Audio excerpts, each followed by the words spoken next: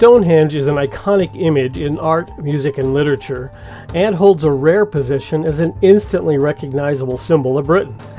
And that's why there are so many pop culture references to it, from the Beatles and the Rolling Stones to Clark Griswold's bumbling moment on the movie European Vacation.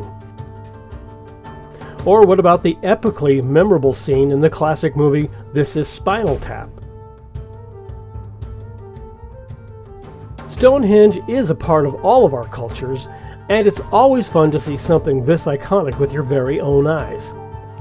Many people are convinced that Stonehenge was built by ancient aliens. Others believe it's a calendar set up by the pagans. Frankly, the list of theories goes on, from the nutty to the scientific. But no matter who claims to know for sure, the simple fact is that no one really knows why it was built or how it was used, which is just another reason why there is so much mystery surrounding Stonehenge. Getting here from London is pretty easy. It's just a little over 2 hours away going west. And because a major highway cuts right past Stonehenge, it's really easy to spot. So because of its historic significance, here are my 5 top insider tips for getting the most of your visit to Stonehenge. Number 1. Do some pre-visit research to get a real understanding of why this place matters. It isn't just a collection of ancient rocks. As a matter of fact, bones that were found here are older than the pyramids, making it one of the oldest man-made structures on the planet.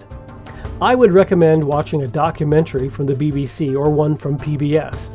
It'll give you a much better insight before you arrive. I'll put some links in the description below for the 2 that I recommend. But within the past couple of years, they have made some major discoveries about Stonehenge, and it will be interesting to see how this ancient landmark continues to give up its secrets. Number 2. Avoid the lines and go online and pre-purchase your tickets. This is an iconic landmark, so be prepared for long lines, or queues, as the Brits say, especially if you're going on a weekend. Walk-up tickets cost slightly more, but the lines can be an hour or so for walk-up tickets. So remember, this is just like any other major tourist site. If you're not prepared, you'll waste a lot of time. Number 3, go early. Just as you would for any other major tourist site, be there when it opens. In this case, it opens at 9 a.m., at least during the summer season.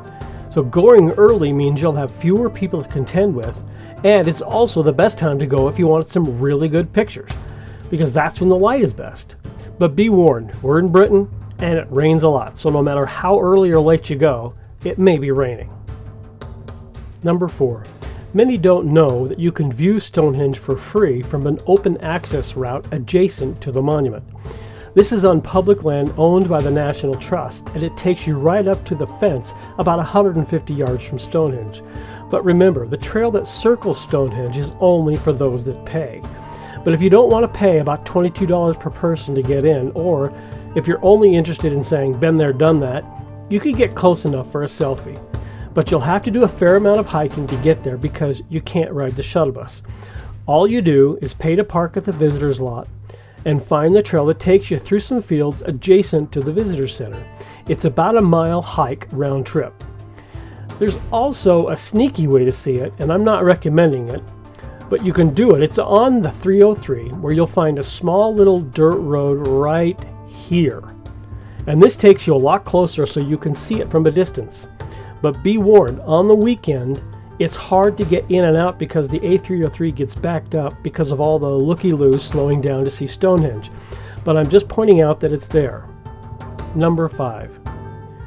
For Americans and everyone who else is not British, you can get an overseas visitor pass online before you leave.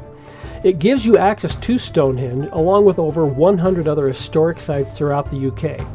So if you plan on being in the UK for a week or more, all you have to do is see 2 other historic sites, and there's amazing sights to see, and it pays for itself. It's about £30 for 9 days, but they also have a family pass for about £57. That includes 2 adults and up to 4 people living in the same house. I'll include a link below for more information. So, I hope you enjoy your trip to Stonehenge, enter your comments or question below and I'll be happy to answer them the best I can. If I don't know the answer, I'll find someone who does, or I'll make up something plausible.